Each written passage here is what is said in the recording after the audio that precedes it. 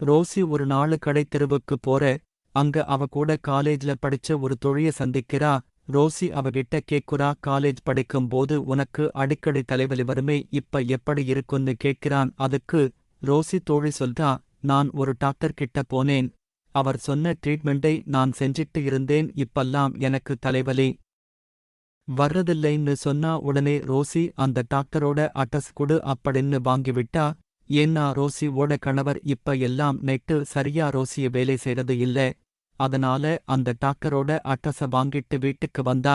வீட்டுக்கு வந்து night Rousey ஓட புருஷன் வந்தவுடனே அந்த டாக்டரோட அட்ரஸ் கொடுத்து, நீங்க நாளைக்கு போய் இந்த டாக்டர் பார்த்து ட்ரீட்மெண்ட் எடுத்துக்கிட்டு வாங்க அப்படின்னு சொல்றா. அவளோட கணவரும் சரின்னு அடுத்த நாளு போய் அந்த டாக்டரை பார்த்துட்டு வீட்டுக்கு வராரு.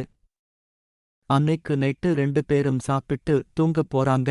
கொஞ்ச நேரம் கழிச்சு ரோசி ஓட கணவர், நீ ரெடியா இரு, நான் பாத்ரூம் போயிட்டு வரேன் அப்படின்னு பாத்ரூம் போயிட்டு வந்து ரோசி ஓட கணவர் ரோசிய போடு போடுன்னு போடுறாரு. திரும்பவும், நீ தயாராக இரு, நான் பாத்ரூம் போயிட்டு வரேன் அப்படின்னு பாத்ரூம் போயிட்டு வந்து திரும்பவும் போடு போடுன்னு போடுறாரு. முடிச்சுட்டு, நீ ரெடியா இரு, நான் பாத்ரூம் போயிட்டு வரேன் அப்படின்னு திரும்பவும் ரோசியோட கணவர் பாத்ரூம் போறாரு.